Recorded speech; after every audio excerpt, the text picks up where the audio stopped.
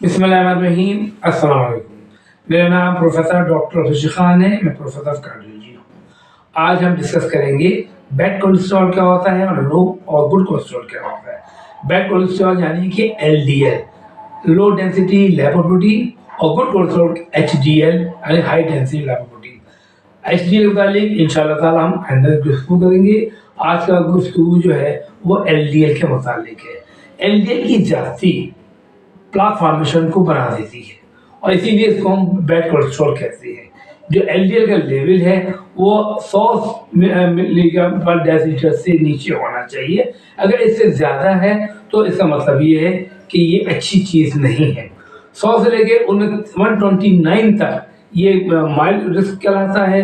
129 से लेके 159 तक ये मॉडरेट रिस्क कहलाता है, और अगर 160 से ज़्यादा हो तो इसे हाई रिस्क लेवल कहते हैं।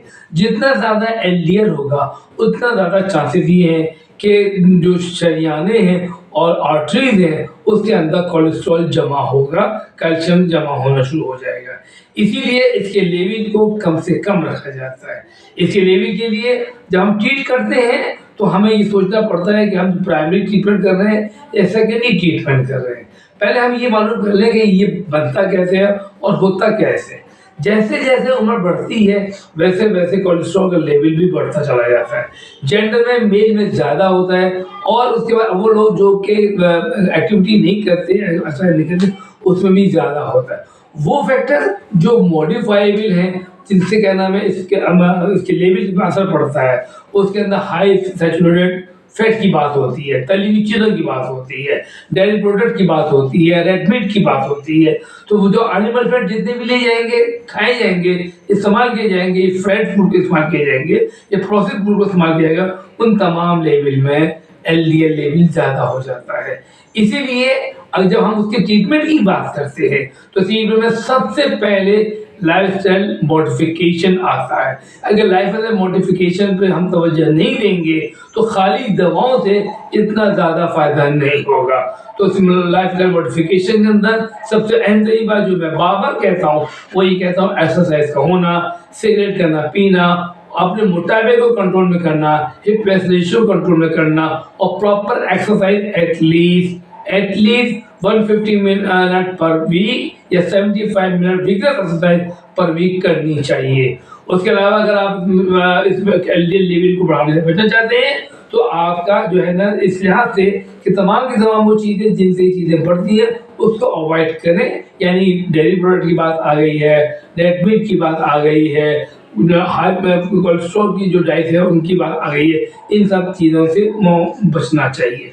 अब ये होता है कि प्राइमरी प्रिवेंशन में क्या रखना चाहिए और सेकेंडरी प्रिवेंशन की क्या बात है। तो प्राइमरी प्रिवेंशन में कहा जाता है कि इसका लेवल तकरीबन 100 से कम होना चाहिए। लेकिन सेकेंडरी प्रिवेंशन में मुतालिक जो लेटेस्ट रिकमेंडेशन है वो बहुत ज़्यादा इसके लेवल को कम की बात करती हैं।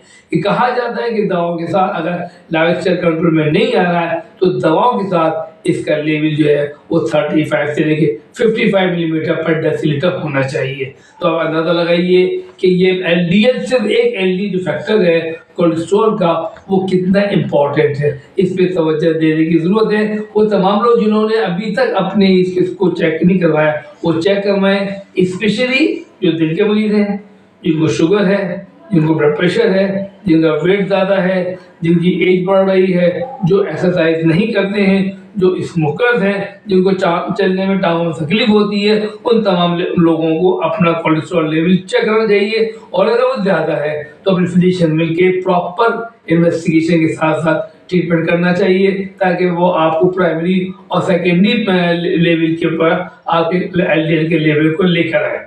मैंने कोशिश की है कि इसमें जो एलडीएल वाली जो मोटी मोटी बातें वो बता दी जाए। अगर अभी भी आपका कोई सवाल है एलडीएल मुतालिक तो मैं कमेंट सेक्शन में लिखिए ताकि मैं उसका जवाब दे सकूं।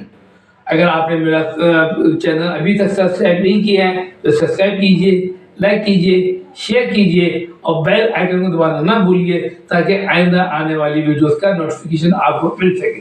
अस्सलाम वालेकुम रहमतुल्लाहि व बरकातहू।